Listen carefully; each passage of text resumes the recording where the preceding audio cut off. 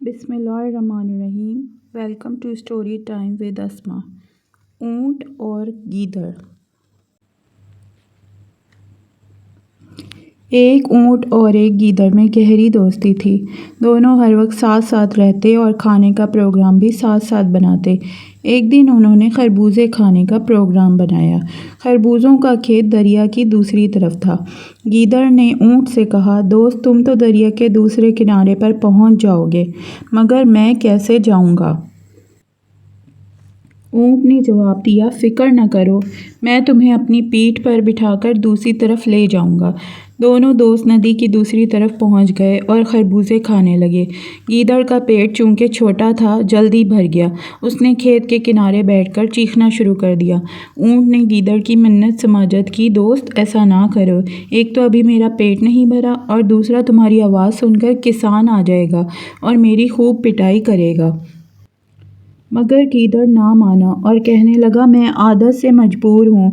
अगर मैं खाना खाने के बाद ना चीखूँ तो पेट में दर्द होना शुरू हो जाता है। गीदड़ शोर मचाता रहा और उसकी आवाज़ सुनकर किसान और उसके बेटे लाठियाँ लेकर पहुँच गए। गीदड़ तो झाड़ियों में छुप गया, मगर ऊँट को उन्होंने बहुत मारा। मार खाने के बाद जब ऊँट दरिया के किनारे पहुँचा तो गीदड़ उसका इंतज़ार कर रहा था। गीदड़ फिर ऊँट की पीठ पर सवार हो गया। जैसे ही वो दरिया के दरमियान पहुँचे, ऊँट ने पानी में गोता लगाना चाहा। गीदड़ ने कहा, दोस्त, ये क्या करते हो? मैं डूब जाऊंगा, खुदा के लिए ऐसा ना करो। ऊँट ने जवाब दिया, खाना खाने के बाद अगर मैं ना नहाऊं तो पेट में शदीद दर्द होने लगता है।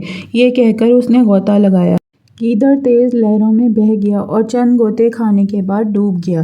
दोस्तों, कभी कभी सज़ा के तौर पर बदला भी ले लेना चाहिए ताकि आइंदा ऐसा ना हो। लेकिन बेहतर यही है कि जो हमसे बुरा सलूक करे हम उससे अच्छे तौर पर पेश आएँ। इस तरह अल्लाह दूसरों के दिलों में हमारी मोहब्बत डाल दें। अगर आपको स्टोरी पसंद आई है तो please like, share and subscribe my channel. Thank you.